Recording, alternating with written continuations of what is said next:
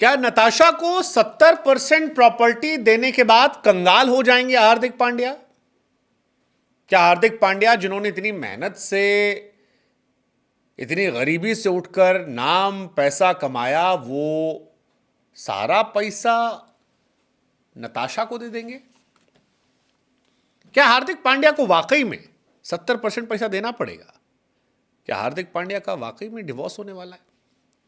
Well, इतना तो तय है कि हार्दिक पांड्या के साथ कुछ अच्छा नहीं हो रहा। आईपीएल में गए बू, मैच खेलने गए आउट, बॉलिंग करने आए पिट गए छक्का, टीम 10 नंबर पर।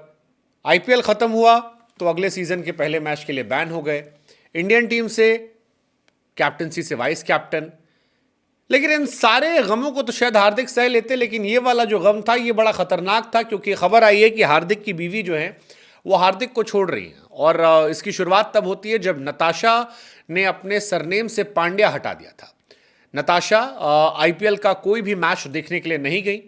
हार्दिक पांड्या ने बर्थडे पर भी उन्हें विश नहीं किया। और नताशा ने जब सरनेम को हटाया और फिर अपने मेल फ्रेंड्स के साथ बाहर घूमते टहलते नजर आई तो लोगों के मन में ख्याल आया कि भाई all is not well. Natasha की प्रोफाइल पर अगर आप जाएंगे तो सिर्फ जो फैमिली फोटो है जिसमें हार्दिक का बेटा अगस्त्या है, नताशा है, सिर्फ वही फोटोज हैं। जहां पर अगस्त्या नहीं है, हार्दिक के साथ सारी फोटोज को भी उन्होंने हटा दिया है।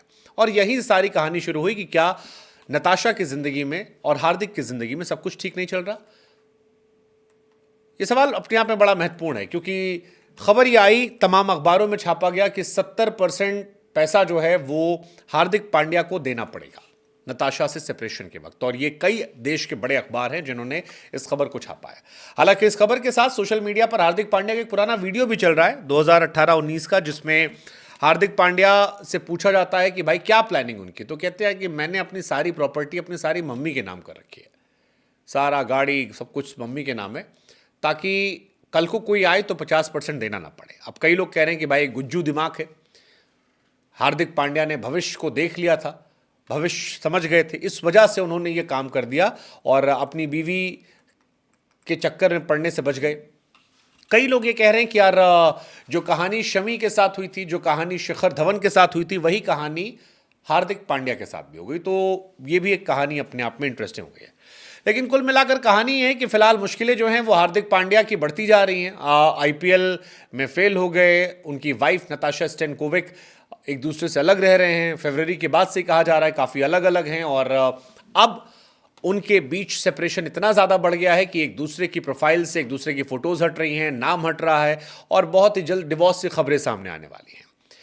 ये खबर पूरी तरह बेमानी तो नहीं है, क्योंकि नताशा स्टोनकोविक जो हैं वो हार्दिक पांड्या से अलग होने के बाद नजर आई जब मीडिया के कैमरों के सामने आई अपनी मेल फ्रेंड के साथ। अगर ये खबरें पूरी तरह गलत होती तो शायद वो इस बात को क्लियर कर देती, या हार्दिक के साथ आईपीएल के मैचेस में नजर आई होती, या हार्दिक पांड्या उनको बर्थडे विश करते नजर आए होते।